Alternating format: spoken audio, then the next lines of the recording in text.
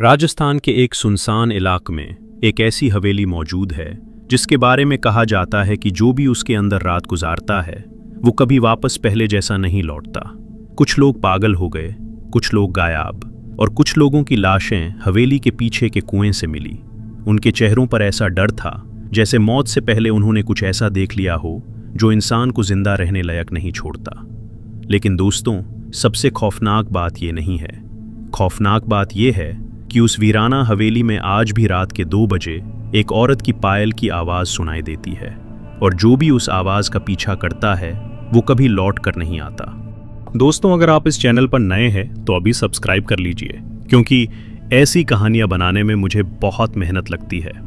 मैं एक छोटा सा क्रिएटर हूं और मेरा एक टारगेट है 1000 सब्सक्राइबर्स का, जिसे मुझे आपके सपोर्ट से जल्दी पूरा करना है। तो प्लीज जल्दी से सब्सक्राइब करके इस फैमिली का हिस्सा बन जाओ। आपका एक सब्सक्राइब मुझे और भी ज्यादा मोटिवेशन देता है। और अब बिना समय गवाए चलिए कहानी की तरफ बढ़ते हैं।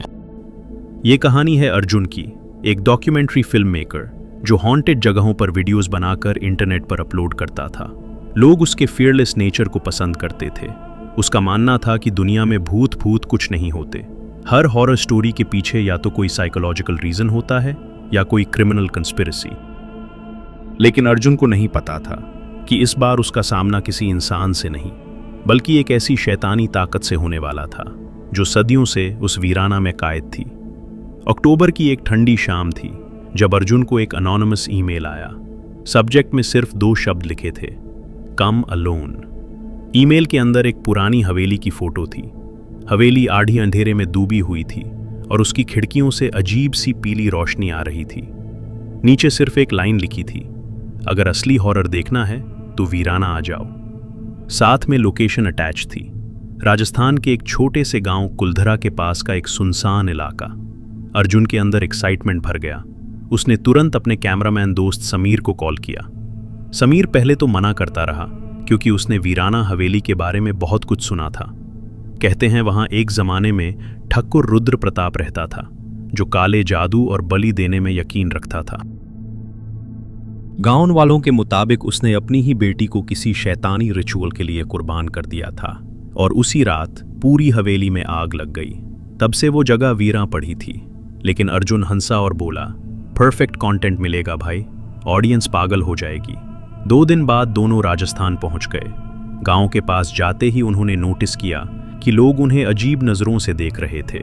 एक बुढ़ा आदमी उनके पास आया और धीरे से बोला, बेटा, सूरज ढलने से पहले वापस आ जाना, वरना वीरना तुम्हें अपना बना लेगा। समीर का चेहरा सफेद पड़ गया, लेकिन अर्जुन ने उसकी बात को मजाक में उड़ा दिया।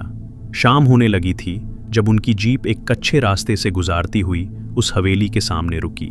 हवेली को देखते ही दोनों कुछ पल के लिए चुप हो गए। वो जगह सच में किसी बुरे सपने जैसी लग रही थी। बड़े बड़े टूटे हुए दरवाजे, दीवारों पर कले दाग और हर तरफ अजीब सन्नता। हवा चल रही थी, लेकिन आसपास के पेड़ बिल्कुल हिल नहीं रहे थे, जैसे वक्त वहां रुक गया हो। अर्जुन ने कैमरा ऑन किया और रिकॉर्डिंग शुरू कर दी। गाइस, हम इस वक्त खड़े हैं राजस्थान की मोस्ट हॉन्टेड जगह, वीराना हवेली के सामने। कहते हैं यहाँ रात को अजीब आवाजें आती हैं और लोग गायब हो जाते हैं। आज हम यहाँ पूरी रात रुकेंगे। जैसे ही वो अंदर घुसे, एक तेज ठंडी हवा का झोंका उनके पास से गुजरा। समीर ने तुरंत पीछे मुड़कर देखा। हवेली का बड़ा दरवाजा अपने आप धीरे धीरे बंद हो रहा था। थाड़ दरवाजा इतनी जोर से बंद हुआ कि पूरी हवेली गूंज उठी। समीर घबरा गया। भाई, ये नॉर्मल नहीं है। अर्जुन ने नर्वस स्माइल दी। हवा होगी। लेकिन उसके दिल की धड़कन भी अब तेज हो चुकी थी। अंदर हर जगह धूल जामी हुई थी। दीवारों पर पुरानी पेंटिंग्स लटक रही थी, जिनमें लोगों के चेहरे खुरचे हुए थे। एक पेंटिंग पर अर्जुन की नजर टिक गई। उसमें एक खूबसूरत लड़की बनी हुई थी, लाल लहंगा पहने, आंखों में काजल और होठों पर अजीब सी मुस्कान। समीर ने धीरे से कहा, लगता है ये ठकुर की बेटी होगी। तभी ठिन ठिन पायल की हल्की आवाज कॉरिडोर से सुने दी। दोनों एकदम फ्रीज हो गए। आवाज धीरे धीरे उनकी तरफ आ रही थी। ठिन ठिन।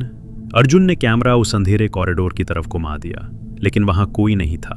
फिर अचानक कैमरा की स्क्रीन ग्लिच करने लगी। वाइट स्टैटिक भर गया और स्टैटिक के बीच कुछ सेकंड्स के लिए एक औरत का चेहरा दिखा, जाला हुआ, खून से भरा हुआ, और उसकी आंखें पूरी काली। समीर डर के मारे चिल्लाया और कैमरा उसके हाथ से गिर गया। जब अर्जुन ने कैमरा उठाया, स्क्रीन नॉर्मल थी। ये एडिट या प्रैंक नहीं था। समीर की आवाज कांप रही थी। उस रात 11 बजे तक सब नॉर्मल रहा। दोनों ने हवेली के मेन हॉल में अपना सेटअप लगा लिया। बाहर अंधेरा और गहरा होता जा रहा था। हवेली के अंदर से कभी हल्की हंसी, कभी किसी के चलने की आवाज सुनाई देती, लेकिन जब भी वो चेक करते वहां कोई नहीं होता। फिर रात के एग्जैक्टली 2 बजे पूरे हॉल का टेम्परेचर अचानक गिर गया। उनकी सांसें तक दिखने लगी और तभी ऊपर वाले फ्लोर से एक औरत के गाने की आवाज आई, एक पुरानी राजस्थानी लोरी। लेकिन उसकी आवाज में इतना दर्द था कि सुनते ही रोंगटे खड़े हो जाएं। समीर ने डरते हुए कहा, भाई हमें यहां से निकालना चाहिए। लेकिन अर्जुन ट्रांस में था, जैसे कोई उससे ऊपर बुला रहा हो। वो धीरे धीरे सीढ़ियों की तरफ बढ़ने लगा। सीढ़ियों पर धूल जामी हुई थी, लेकिन उन धूल के ऊपर किसी के ताज़े पैरों के निशान बने हुए थे, नंगे पैर, और हर निशान के साथ खून की हल्की बूंदें। अर्जुन का गला सूख गया। वो दोनों ऊपर पहुंच गए। कॉरिडोर के एंड पर एक कमरा था, जिसका दरवाज़ा आधा खुला हुआ था।